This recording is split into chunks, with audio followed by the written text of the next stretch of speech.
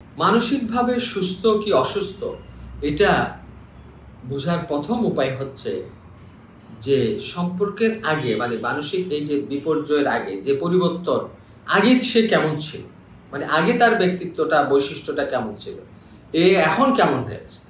আগের সাথে এখনকার আমরা একটু তুলনা করতে পারি যে আগে একটু চুপচাপ ছিল, ইন্ট্রোভার্ট ছিল, কার সাথে মিশতো না, কিন্তু হঠাৎ করে দেখলাম যে বেশি কথা বলছে, বেশি ছুটাছুটি করছে, বাইরের দিকে যাচ্ছে। একটা পরিবর্তন দৃশ্যমান হয়। কিছু পরিবর্তন আছে দৃশ্যমান কিছু কিছু মানসিক রূপে। সেই দৃশ্যমান পরিবর্তন কথার মাধ্যমে পরিবর্তন আমরা বুঝতে পারি, আচরণের মাধ্যমে আমরা বুঝতে পারি, ঘুমের প্যাটার্নের মাধ্যমে আমরা বুঝতে পারি, মেজাজের পরিবর্তনের মাধ্যমে আমরা বুঝতে পারি, অথবা তার কথাবার্তার মধ্যে চিন্তার পরিবর্তনের মধ্যে আমরা বুঝতে পারি। কথাবার্তার মাধ্যমে তার চিন্তা পরিকল্পনার কথা আমরা জানতে পারি, চিন্তার কথা জানতে পারি। হয়তো সে বলতে পারে আমাকে কেউ ফলো করছে, আমাকে হ্যাক করেছে, আমাকে ক্ষতি করবে, কিন্তু আমরা বুঝে দেখলাম যে না, তেমন কোনো ব্যাপার নয়।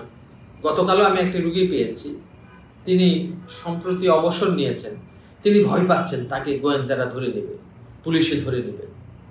ভালো লোক, হঠাৎ করে একটা ভয় পাওয়া শুরু হয়েছে।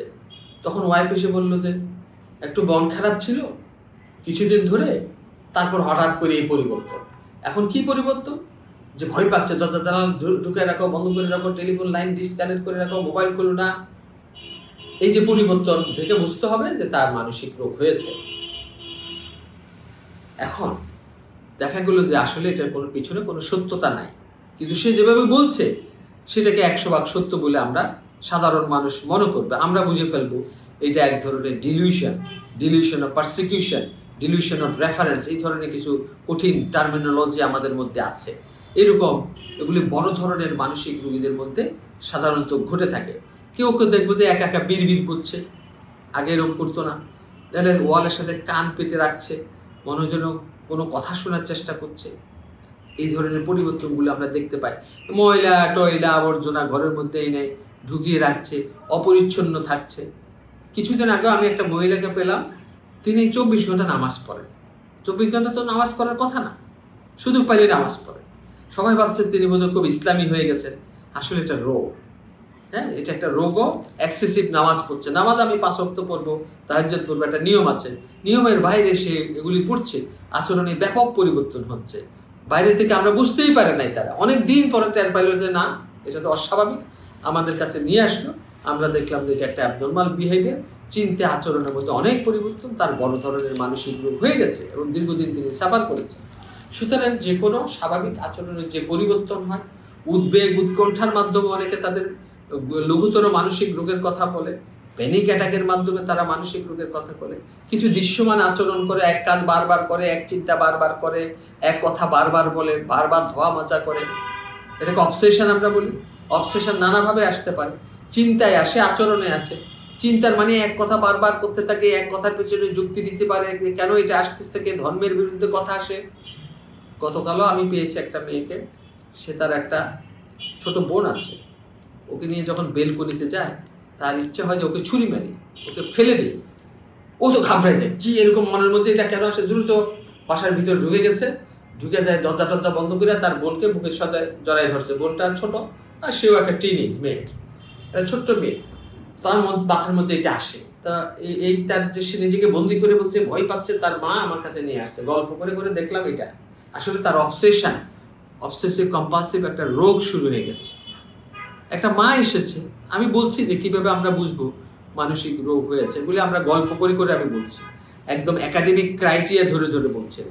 একটা মা এসে বলল যে আমার সন্তান একটা দড়ি এনেছে, সেই দড়ি রেখে প্রতিদিন আদর করে আবার তোষকের তলে ঢুকে রাখে। এটি কি আচরণ স্যার? আসলে সেই ছেলেটি একটা তরুণ, সেই ছেলেটি একটা মেয়ের সাথে অ্যাফেয়ার করেছে। অ্যাফেয়ার করার পর মেয়েটির সাথে তার ব্রেকআপ হয়েছে। ব্রেকআপ হওয়ার পর সে একটি ইমোশনাল ট্রমা তার হয়েছে, ডিপ্রেশনে গেছে, এখন সুইসাইডাল প্ল্যানিং সে করছে। হ্যাঁ, এখন যেদিনই ওই মেয়েটি আরেক ছেলের সাথে ঘুরে বেড়ায়, সেদিনই তার সুইসাইডাল থট তীব্র হয়ে যায়। সে দড়িটাকে বের করে, এটাকে ঘাটাঘাটি করে, কিন্তু সাহস পায় না, কারণ সে জানে যে সুইসাইড করলে একটা টিকিট কাটবে, দোজকের টিকিট।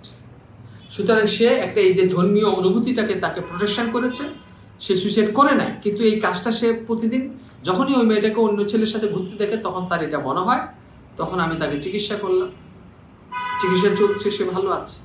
সুতরাং এই যে আমাদের সচেতন হইতে হবে। কিছু কিছু রোগ আছে আমরা ভাবি যে অশোভন আচরণ করছে, মারপিট করি, অশোভন কথা বলছে, অশোভন মেজাজ দেখাচ্ছে, ভাঙচুর করছে, আমরা উল্টা তারা মারপিট করি, তর্ক করছে মুখে মুখে, প্রতিবাদ করছে মুখে মুখে, হ্যাঁ, আমরা তাকে মারপিট করি যে অবাধ্য হয়ে গেছে। অবাধ্যতার পিছনেও রোগ থাকে শিশুদের, ওডিডি বলি, অপোজিশনাল ডিফাইন ডিসঅর্ডার আমরা বলি, ছোটদের হয়। সেটা দেখা গেলো যে ঘরের মধ্যে সে একেবারে অবাধ্য, কিন্তু বাইরে গেলে সবার সাথে সুবোধ ভালো। তো এরকম কিছু আচরণ আছে। আর ছোটদের তো অনেক রোগ আছে যেগুলি হাইপারকাইনেটিক ডিসঅর্ডার আছে, অটিজম আছে, এগুলি আমি নাই বললাম। আমাদের সাধারণ মানুষের মধ্যে উদ্বেগ, উৎকণ্ঠা, প্যানিক ডিসঅর্ডার প্রচুর রোগী ভুগছে, অবসেশন প্রচুর রোগী ভুগছে, কিন্তু আমরা বুঝতে পারি না যে এটা মানসিক রোগ। এটা তারা সাফার করতে করতে যখন জটিল সংকট হয়ে যায় তখন অবশ্যই তারা আমাদের কাছে নিয়ে আসে। তা আমি সহজভাবে বলবো, আগে কেমন ছিল, এখন কেমন আচরণ করছে, একটু মনোচিকিৎসকের কাছে আসেন, একটু ইভ্যালুয়েশন করেন, কাউন্সিলরের কাছে যান, একটু ইভ্যালুয়েশন করেন। কোনো ব্যাপার না এটা, ওদের কাছে যাওয়া মানে এই না যে আপনি মানসিক রোগী হয়ে গেছে।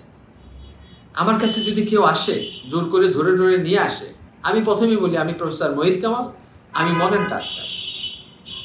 সহজে তারা মন খুলে তখন কথা বলে, মনের ডাক থেকে তারা গ্রহণ করে। কিন্তু মানসিক রোগ বিশেষজ্ঞ অথবা সাইকিয়াট্রিস্ট অথবা মনোবিদ্যা বিভাগের অধ্যাপক এগুলি শুনলে ঘাবড়ে যায়।